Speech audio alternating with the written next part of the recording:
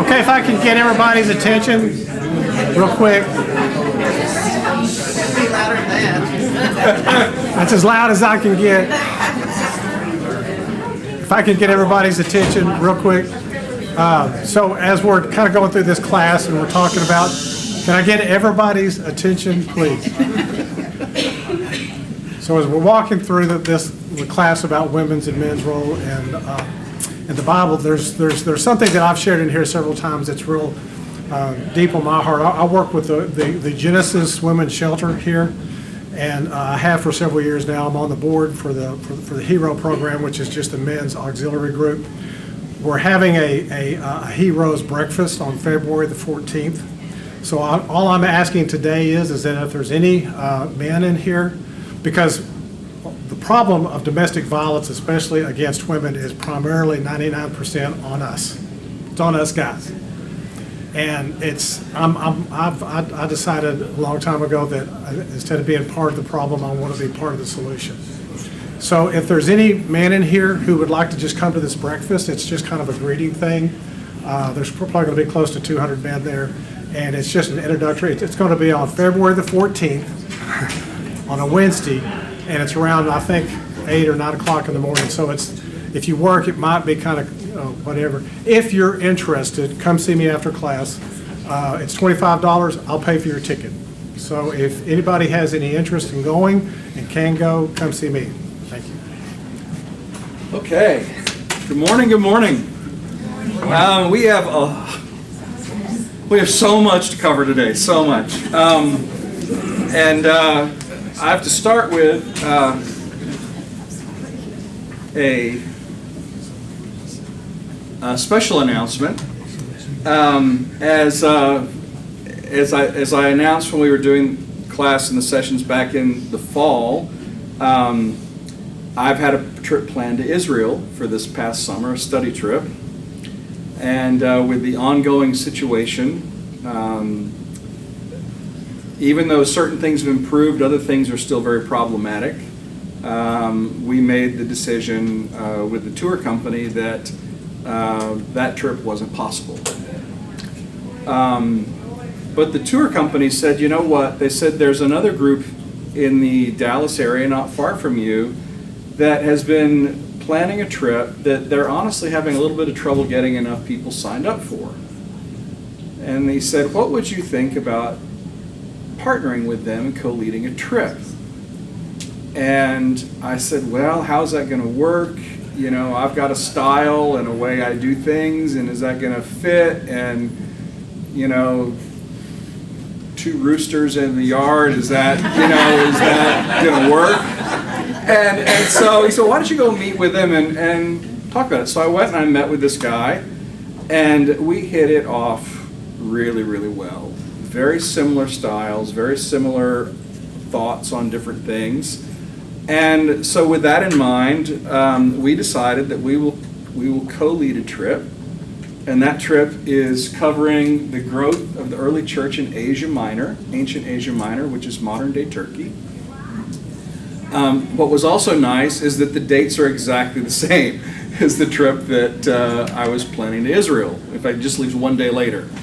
And so we have this trip where it's a little bit late, I recognize, to try to pull things together.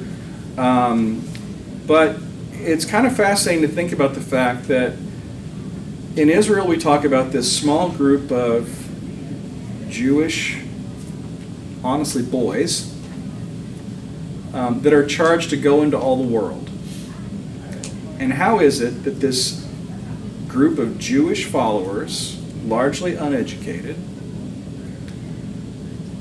managed to go into a Greco-Roman world and spread the gospel to where Christianity becomes an official religion of the Roman Empire in less than 300 years?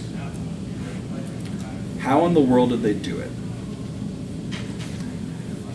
And that's what this tour explores. How do they go about doing it? Because the secret is that the way things work in the Greco-Roman world are a whole lot like how they work in our world. So there's some things we can learn about how we spread the gospel today. The tour company's put together a little video. It talks about a Greece and Turkey tour. This is just Turkey, but it still shows some things that I think are kind of fun. So I'm going to spend just a couple minutes and show this.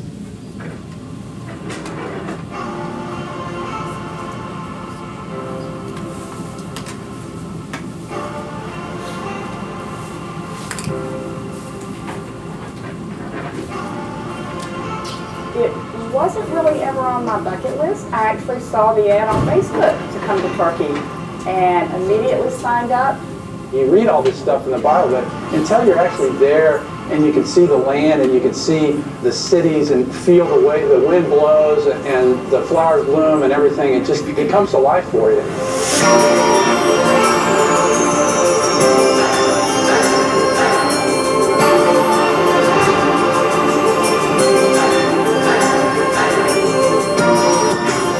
We're here in Turkey, and Turkey is home of the majority of the New Testament. We've walked on streets that undoubtedly the Apostle Paul has walked on. Walking down the marble street just like he was, and just imagine what he was going through. On the first missionary journey, he and Barnabas came to this place. We were actually able to read the sermon that he preached in the synagogue, where he preached it.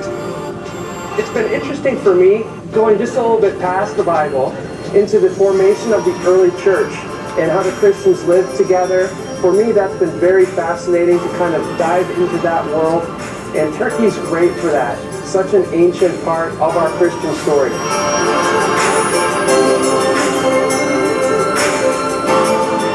At GTI, our passion is to bring the land and the lessons of the Bible to life. And what we try to do with the signature tour is not only just focus on the Bible and what the New Testament has to offer here in Turkey, but we try to bring the cultural aspect alive as well. It's amazing to get to experience the way the people live here now. The people are so gracious and loving and such servants. To see the way they live, to see their customs, to go to a mosque, to see how distinct it is and how beautiful it is. It is really a treasure for us. The rug making that we came to today is just probably one of my favorite cultural experiences here in Turkey. I will never look at a rug the same way. To be stationary up in the air or near stationary and just to be able to look around and see things, it's an amazing perspective. This looks a lot like it did 2,000 years ago. It's just a gift. To walk in the footsteps of Paul and to see things as Paul did 2,000 years ago is almost a paradigm shift in your walk of faith.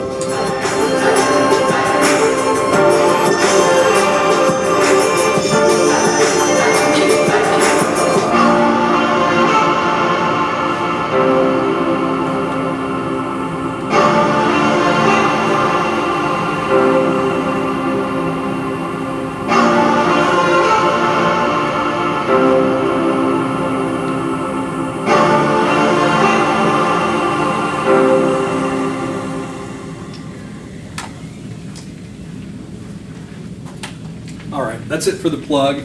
I will say 75%, something like that, of the New Testament is either written by, to, or from, or about people in Asia Minor. So it's a very significant area for understanding the early church, and it's very safe. It is the Roman ruins, Greco-Roman ruins in Asia Minor in Turkey are far better preserved and much more numerous than they are in Greece or even in Italy. So it's kind of the place to go. If you want to find out more info, you can go to my website, steppingintothejordan.com, and there's a study trips tab, and that will take you to a place where you can find the information. And we'll post this PowerPoint up on the website later this week, and you can use the direct link right there to get to the study trips. Okay, part 2 of the big but. I want to do a very, very, very brief recap of what we talked about last week, and then move right into the rest of this passage. Last week we looked at this very problematic phrase that we have in 1 Timothy 2, verse 12, where he says, "Let a woman learn in silence with full submission. I permit no woman to teach or to have authority over a man. She is to keep silent." And we looked at that basically from this idea of an article that was put together by Dr. Linda Belleville, who is an adjunct professor at Cornerstone University, which is a pretty conservative theological seminary. And outside of the complicated title, what she really questions is, how is it that we translate some words here that are very rare words? And so a recap of last week, we said that Paul commands women to learn, first of all, which was contrary to practice of the day. That this verb that we translate as to have authority over, this verb authentane, is only used one time in the Bible, in this passage. And when you look at it outside of the Bible, in classical Greek literature and in sort of everyday artifacts of written Greek of the day, the best definition is probably to dominate. It's also a rare word in those contexts. And that we then have this neither to teach nor to dominate, what are two subordinate clauses, that there are ways we translate those clauses, and in this case, it's probably best understood as a purpose or a goal, so reflecting motive. And that Paul's statement is not a universal ban on the prohibition against women teaching. It is a prohibition against teaching with the wrong motives or for the wrong purpose.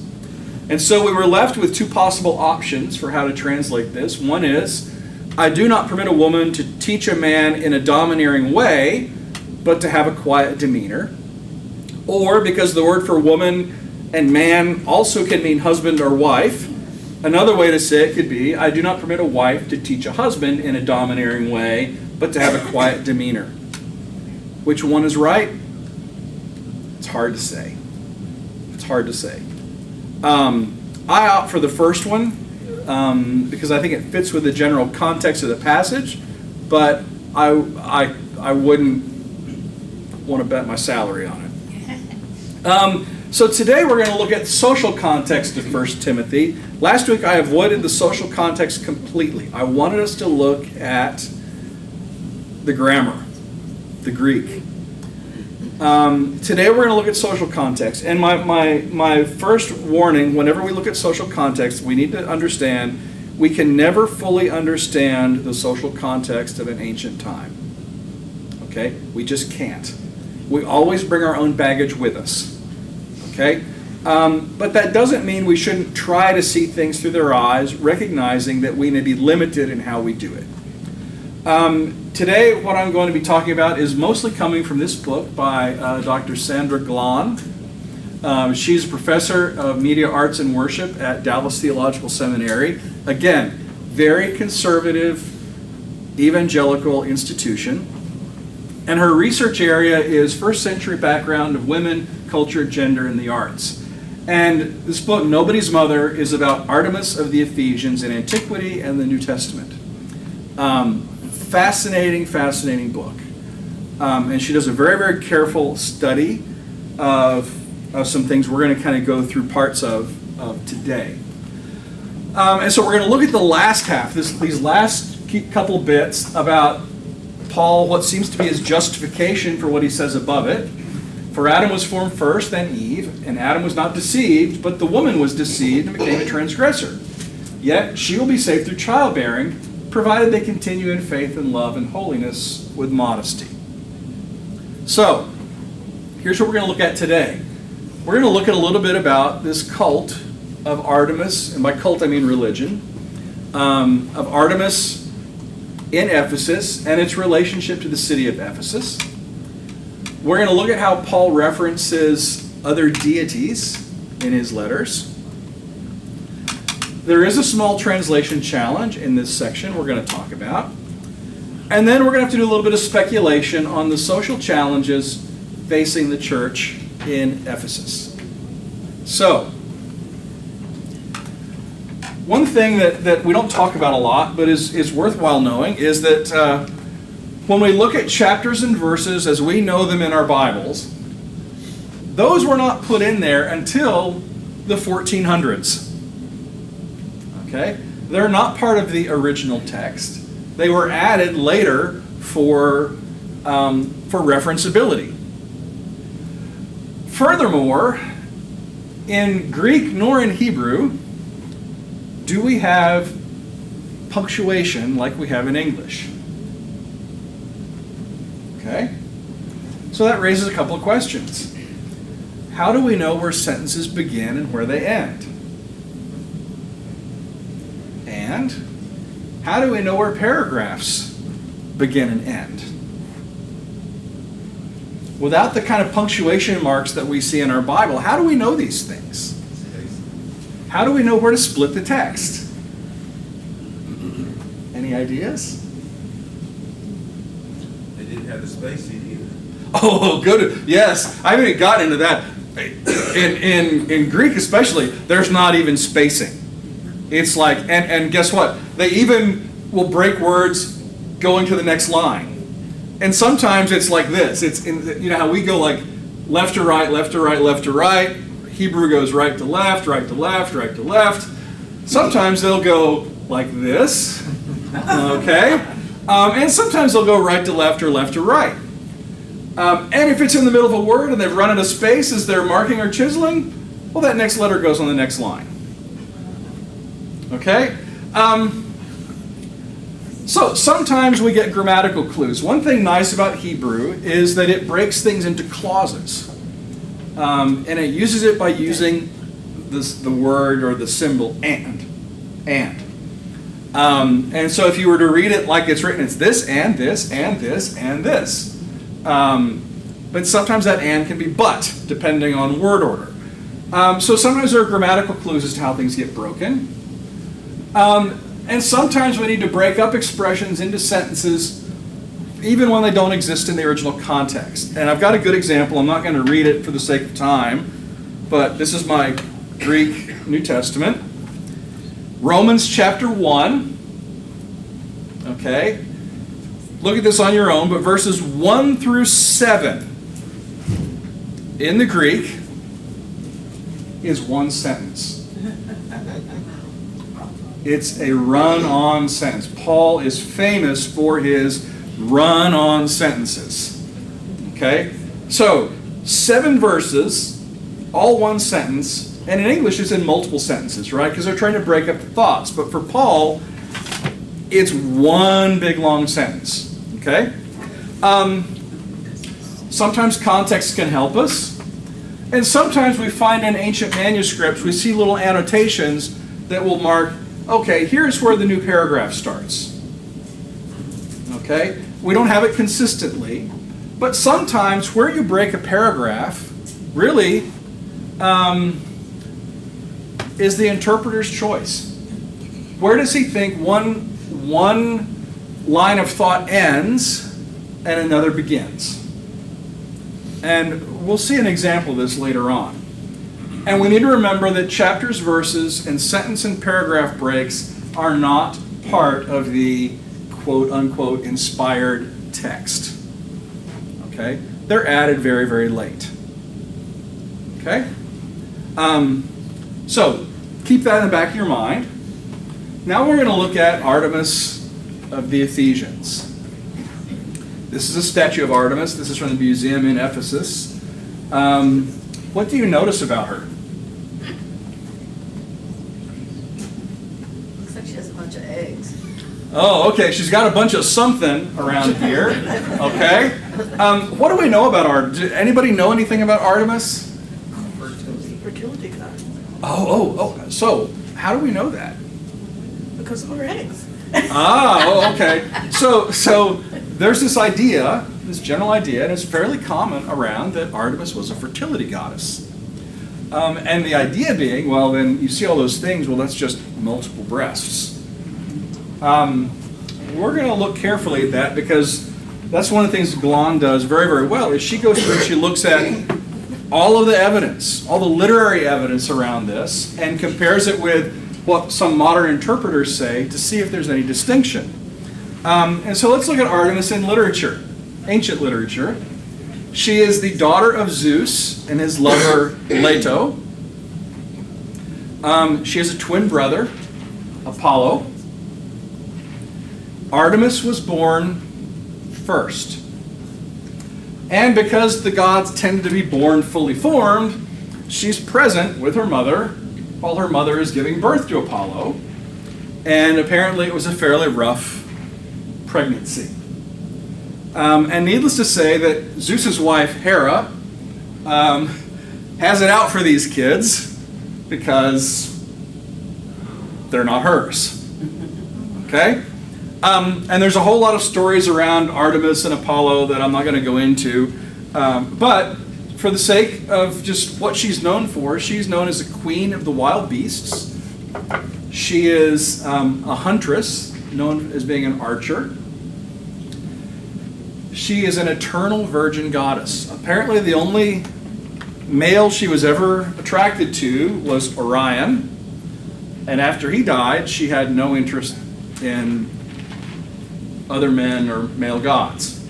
She's an eternal virgin goddess. She's also a goddess of death, especially for women. And so there's this kind of weird dichotomy we'll talk about. She is also a healer who specializes in the painless delivery and even the painless death, especially related to childbearing for women. In the ancient sources, she is not a fertility goddess. There is no ancient evidence that says Artemis of the Ephesians is a fertility goddess. In fact, she's just the opposite. She's completely 100% celibate. Okay? She's also sort of a study in contrast in that she's a goddess who protects women in childbirth, but also has the ability to kill women. She's a goddess of healing who can also spread disease. Okay? Which gets to a little bit of the, an ancient mindset about gods that I don't think we think about. To be contacted by a god was never a good thing. Because the gods were considered to be fickle and selfish and out for their own interests. And I think we see that a bit in how we see this sort of dichotomy. She protects, she kills. She heals, she brings disease. Okay? It's her interests that seem to be in mind more than it is the person who she is, the human who's dealing with her. I think we see that in some of the Old Testament writings too. When people see a god, what's the first thing they think? First it's, oh my God. Second thing is, oh no, I'm going to die. Okay? Being contacted by a god was not a good thing. Having a god give you a mission, find somebody else. I'd rather not. And so it's because of this sort of fickle nature of deities. So, what do we know about Artemis in Ephesus? This is the stadium, the amphitheater at Ephesus. This is where in Acts 19, Paul, there's a big riot in the city of Ephesus because of the silver makers that are making little Artemis idols get all up in arms that he's starting to impact their business, and he wants to speak to them, and they won't let him go in. And it's pretty easy to understand when you get there why they won't let him go in, because there's only 2 exits. So if they decided they wanted to attack him and kill him, he's really got no way out. So they prevent him from going in and speaking in this arena. But Ephesus in the 1st century is a very, very large port city. It is a major banking center. It is the guardian city of Artemis's temple. And it's also a guardian city for the Roman imperial cult. I don't recall which emperor it was set up his temple for worship of the emperor in Ephesus as well. Artemis's temple, and really the city as a whole, is one of the 7 wonders of the ancient world. And it's a very important city for early Christianity. Paul, John, Priscilla, Aquila, Jesus' mother Mary. I could go on. There's a big, big list of people that are that either live in or pass through Ephesus for some period of time, really because of all of this. It's a major hub of transportation and trade, and a very, very wealthy city. It is, today, although it doesn't have the same connotation, it's a bit like Houston. Big port, I mean, without all the oil refineries, right? But it's a big port, a kind of big financial center, big business center, very international, very cosmopolitan, sort of a city.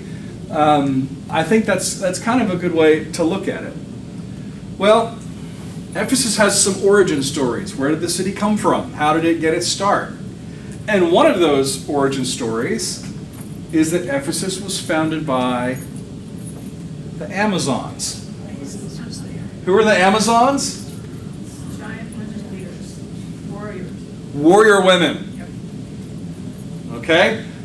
We've actually found graves of women from Scythia, which is in this same sort of area, with weapons. They were, at that time, they estimate their height was 5'6", which put them very tall compared even to some of the men. Women Nephilim. Women Nephilim. Women Nephilim, yeah. So they were women warriors, and the Greeks were fascinated with them because, in one sense, that wasn't the role for women, right, in the Greco-Roman world. But in another, it was like, but these women are warriors. Okay, so there's this sort of love-hate relationship with the Amazons, and this story says that Ephesus was named after their leader. And the Amazons were the guardian of the Artemis cult in Ephesus. Here is an ancient account. It says the people of Ephesus declared that Artemis and Apollo were not born at Delos, which is where one story places the whole birth story at, as was the vulgar belief, and vulgar here just means common. They had in their own country a river Kencreus, which is part of the Artemis-Apollo origin story. The grove Ortygia, which is where their mother has them, where Leto, as she leaned in the pangs of labor on an olive tree, still standing, gave birth to those two deities, whereupon the grove at the divine intimation was consecrated. So the place where they were born is where this temple gets built. There Apollo himself pardoned the suppliant Amazons who had gathered round the shrine, subsequently by the permission of Hercules, when he was subduing Lydia, which is another city in the area. The grandeur of the temple ceremony was augmented, and during the Persian rule, its privileges were not curtailed. That's Tacitus from his book, The Annals. And Tacitus lived right around the same time this letter is being written to Timothy. So we see here in this story, we see the link between Ephesus, Artemis, and the Amazons. Okay? All related to that cult. Now, remind me, Apollo and Artemis are twins. Who's born first? Artemis. Okay. So now let's look at Paul in Ephesus. This is actually a house in Ephesus in the upper part of the city, which is one of the wealthy areas. And I want to look at how Paul deals with other gods. In Paul's letters, he does something really weird. He never mentions other gods by name. Not once. But that doesn't mean he doesn't have something to say about other gods, because he tends to do it indirectly. Okay? He'll make slide comments or that kind of talk about a god without mentioning that god's name. Okay? As opposed to in Acts, I think there's actually mention of some other gods, right? Where Luke will bring that out. But in Paul's letters, he doesn't ever mention them directly. But it's possible, because we're not familiar with the nature of these gods and how they worked within their areas, that we may miss the references because we don't know about their importance in an ancient context. Okay? So, with that in mind, I want to look here. For Adam was formed first, then Eve. And Adam was not deceived, but the woman was deceived and became a transgressor. Do you see an Artemis connection?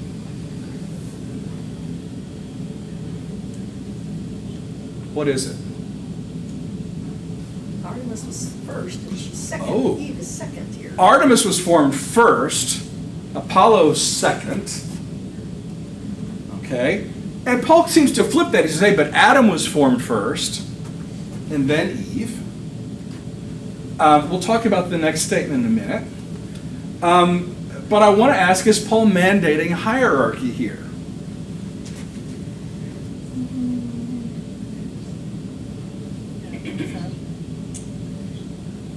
It sounds like it to me, Okay. but I feel like I've walked into a trap.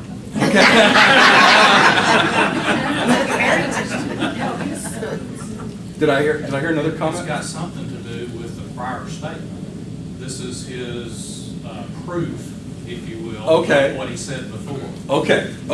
Yeah, this is linked to the prior statement and somehow about teaching in a domineering way. Okay?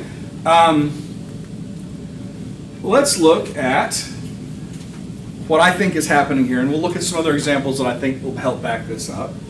Paul is denigrating Artemis, and he's disputing the Artemis-Apollo female-male pairing. Okay? In the Genesis account, okay, man is first in the Genesis of the male-female pairing, not the woman.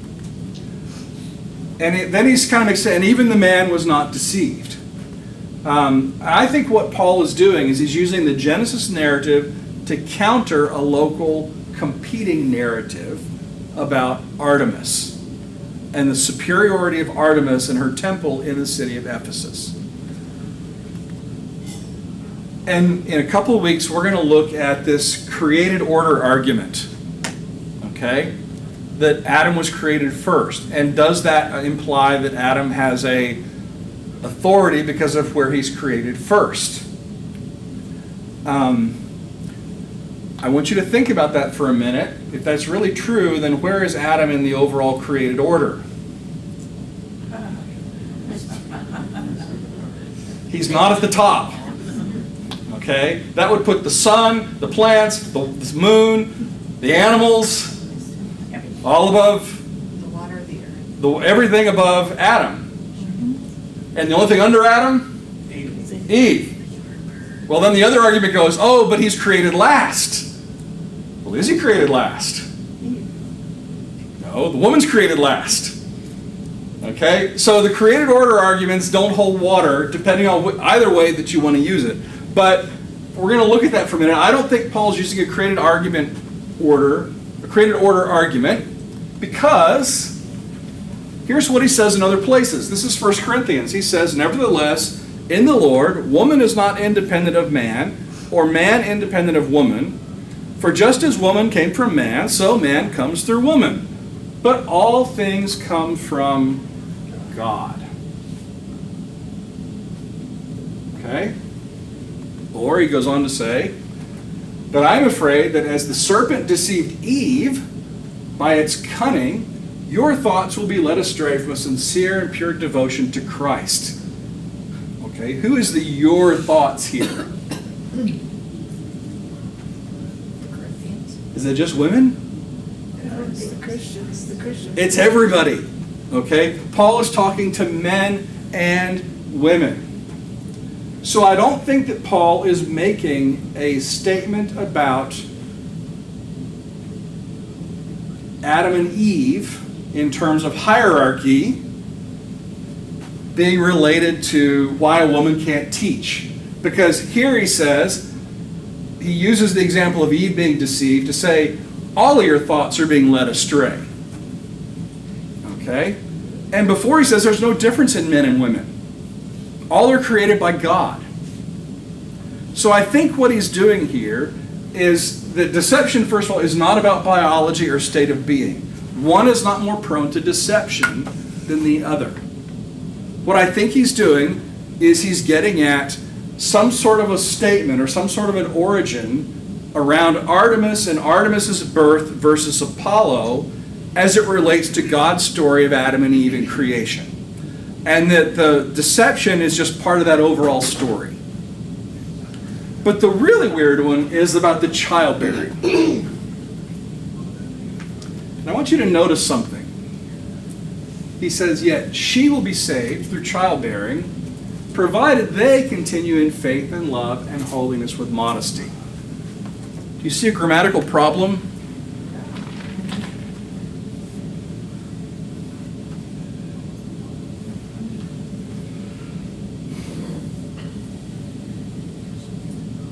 What is it? Who's they? Oh, first it goes from she, Singular. singular, to they, plural. He doesn't say she will be saved through childbearing provided she continues in faith and love and holiness with modesty. She says they. So here's what Glon says that I think is really interesting. She says that hidden in this verse is what's called a proverbial saying. And Paul is fond of doing this. He will quote a proverbial saying, and then he will comment on it. So, for example, everything is permissible for me. Does anyone know what the rest of that is? But not everything is beneficial. And what most scholars agree is that what Paul's doing is he's quoting a commonly known phrase. Everything is beneficial for me. And he says, but, everything is permissible, but, then he comments, but everything is not beneficial. It may be permissible, but it's not beneficial. Then he'll say, everything is lawful for me, but everything is not beneficial. I think he uses the same in both. And there are other places where Paul does this. He'll quote something that either someone said in a letter to him and then comment on it, or he will say some common saying. And what Glon says is she says, in this verse, there is a proverbial saying hidden. And the clue has to do with the change in number from she to they. And what she thinks is, the common saying is, she will be saved through childbearing. And then she says, Paul adds his comment, provided they continue in faith, love, holiness, with modesty. Now, why might that be a legitimate saying around the city of Ephesus with its main temple to Artemis? She was the protector of women in childbirth. Oh, she's the protector of women in childbirth. Now, we're going to use, as some womanist scholars say, our divine imagination. Imagine you are a first century woman in Ephesus.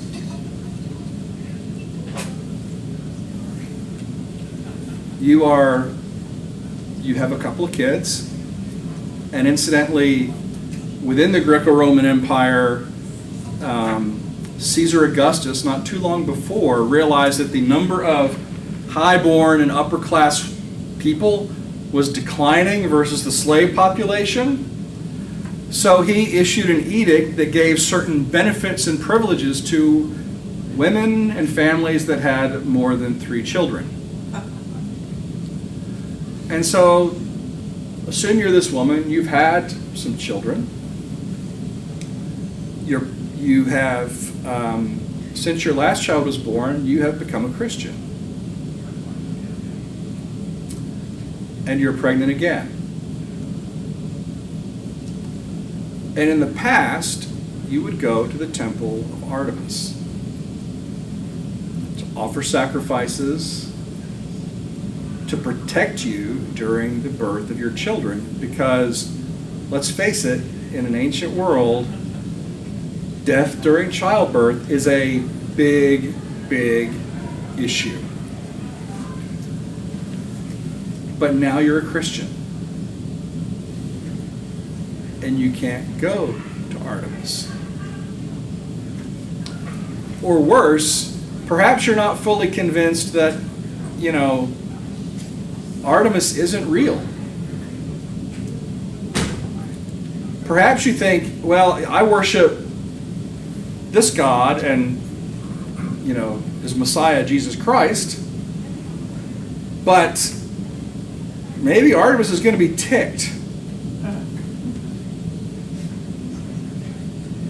Or another scenario, you're a woman whose husband has converted to Christianity, and as we see commonly in Acts, it says the whole household converts. That doesn't mean everybody in the household has a choice. Okay? Your husband has converted, and therefore you have been drug along into this new religion, and you're pregnant, and you're not allowed to go make the sacrifices you would make to Artemis to protect you during your pregnancy and childbirth. How are you feeling? And what do you do?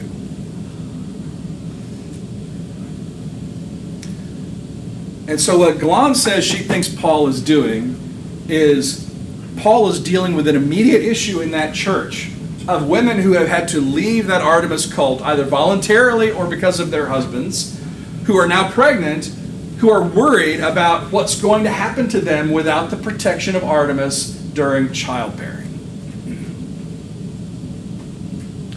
And Paul's answer is yes. He quotes this saying, she will be saved through childbearing, which she supposes is possibly related to the Artemis cult. And then Paul's comment is, but they, provided, it's true, this is a true statement, provided they continue in faith and love and holiness with modesty. All the things he's talked about earlier in the letter.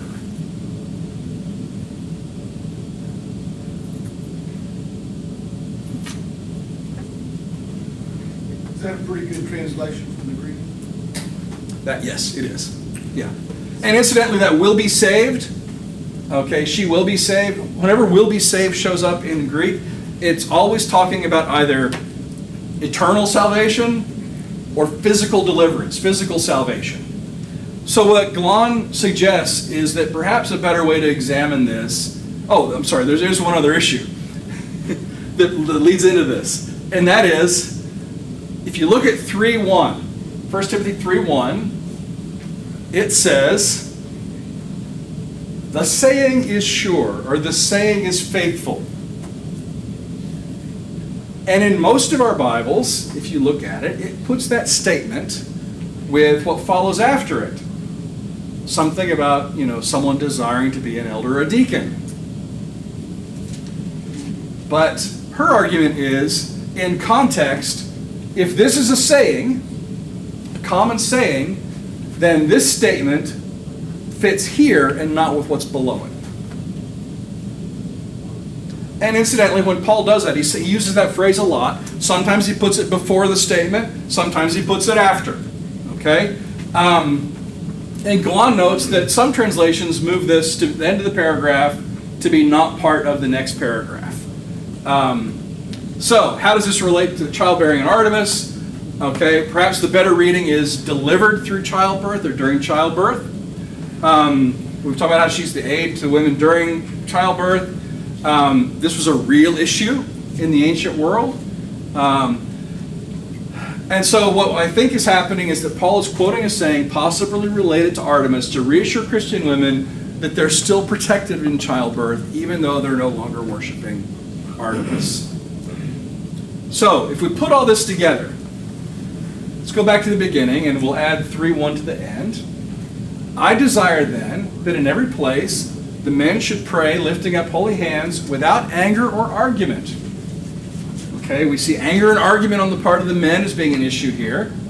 Also, that women should dress themselves modestly and decently in suitable clothing, not with their hair braided or with gold, pearls, or expensive clothes, but with good works, as is proper for women who profess reverence for God. Let them learn in silence with full submission. I do not permit a woman to teach a man in a domineering way, but to have a quiet demeanor. For Adam was formed first, then Eve, and Adam was not deceived, but the woman was deceived and became a transgressor. Yet she will be delivered through childbearing, provided they continue in faith, love, and holiness with modesty. This saying is trustworthy.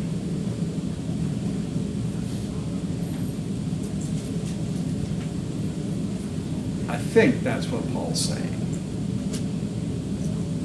Questions, comments?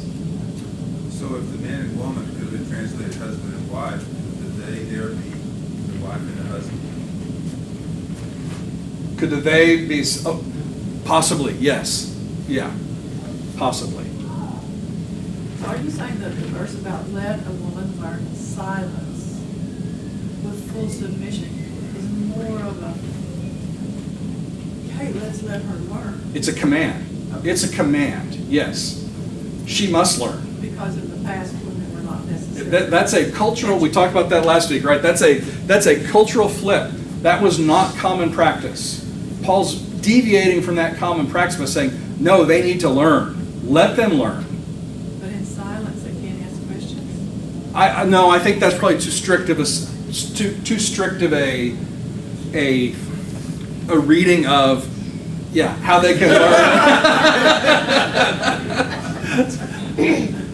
I think with full submission is, in other words, if they're going to be students, let them be students, right? Let them learn and be students the way they ought to be students, okay? But the bigger thing is this idea that it's not a permission to teach, period. It's, if they're going to teach, the objective shouldn't be so that they can dominate someone. It should be, they need to teach them in the right way. And we looked last week at Aquila and Priscilla teaching Apollos, okay? And how that was done in a way where they're both involved in it to get him to a better understanding. And that what's happening at the end of this verse is really more social commentary on the Artemis cult and how that works within Ephesus. So Rob, would it be, is it a part of the silence thing? Is that just so that women, when they are learning, because women of that time that were of that cult, a lot of them came out very strong in what they would say and very argumentative. That's quite possibly. It's quite possibly. on. Yeah, it's quite possibly. Yeah. I mean, yes, ma'am. But I also think too, if it was so inaccessible or frowned upon, teach me, Dad, in the basement, so to speak, and I can freely ask questions. Yeah. Because you really don't want to let your neighbors know you're teaching your daughter, not until the neighbor's daughter is learning the same thing. Could be. That's just how I interpret it. Yeah. Women today and then and forever have a role really of domineering their children. Dominating, right? That is their role, right? To teach their children how to wash their clothes, whatever it is. But it is different in the discussion, in the conversation with men, husband or men in a synagogue. And I don't know, I see that too, just as a wife and mother. There was a comment back here, and then Tim. You said the last couple of sentences there, you think the word digs and Artemis. I don't understand how that is a proof of let a woman, I do not permit a woman to teach, or a reason for his statement, I do not permit a woman to teach a man to dominate his wife and have the right to be. Yeah. The part after that says for, as in, the way I read that is because. And I don't see how a dig at Artemis connects with that. Yeah, I think of all of Glen's arguments, I think this is the weakest. Okay, her argument is it seems to relate to how Artemis and Apollo are born. That the woman is not first. The man, the woman is first in that, and she's viewing it as more of a statement that of the creation story than of an argument. It's probably the weakest part of her argument. But again, I don't think we can say that all women are deceived because Eve was deceived, right? Because Paul argues against that in 1 Corinthians, right? So that becomes the issue. If we make that argument here, then we have to deal with 1 Corinthians where Paul says to everyone, don't be like Eve, okay? He's not making a statement of, I'm not sure exactly what it does mean, but it Yeah. doesn't seem to connect as a rationale. yeah, I agree with you. It doesn't become a rationale for what he says before. It Yeah. seems like this whole section is talking about their worship being in a submissive manner to each other. It's not, women are suddenly being able to learn Yeah. about God, but they're supposed to be submissive still to their husbands. And men are supposed to be submissive as well. They talks about them not being angry or argumentative. Yeah. And it's all within this context of their culture. What's going on. Agreed. Yes, sir. From the way you dissected it last week, the let a woman learn in silence, I think the argument can be made that's directed to the men. Men, be quiet, let the women learn. Okay, yeah, That's kind of my takeaway. Yeah, that's interesting. The key word was let. yeah. Let is the, yeah. Directed at the domineering men. Leave them alone, be quiet, let them learn.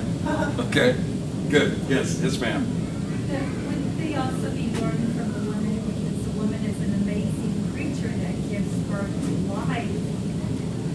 And there's a lot to learn from her because she is the one that gives life. Yes, absolutely, absolutely. I don't think he's restricting who teaches them. It's that they ought to be taught, right?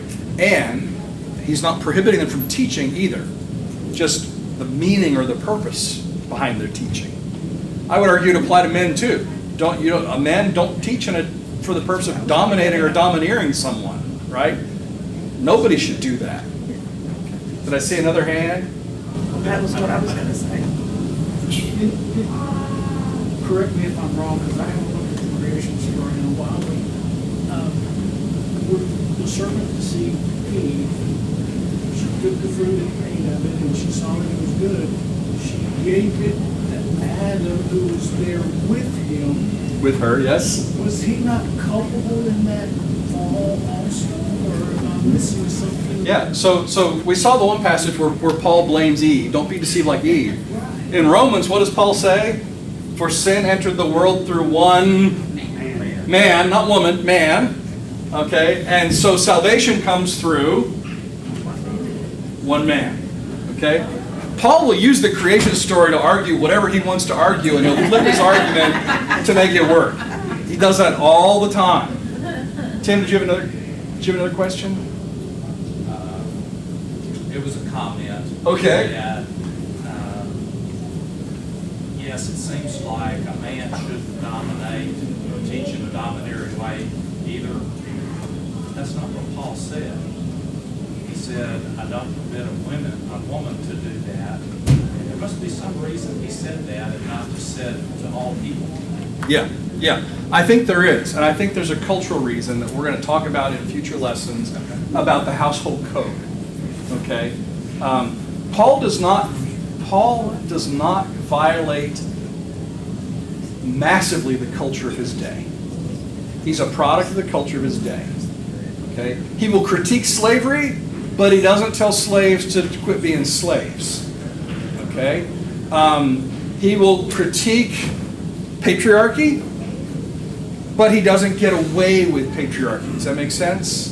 So he's dealing within that culture of his day, and we're going to look at that. So we are running out of time. Let me just do this quickly for next week. So we've already talked about this. Paul commands women to learn. He prohibits the women or wives from teaching for the purpose of dominating the men or the husbands, but does not say they cannot teach at all. He indirectly critiques tenets of the Artemis cult in Ephesus. God, not Artemis, will protect them during childbirth. And Paul is not issuing a universal prohibition against women teaching, nor does he believe women are inferior to men. Paul is dealing with a local issue specific to that religious landscape. Now, for next week, 1 Corinthians 14, 34 through 35. Paul makes a very curious statement about women should remain silent because that's what it says in the law. So here's my question. Where in the world in the law does it say women cannot speak? We'll talk about that next week. Thank you all very much. We are past time. Appreciate it.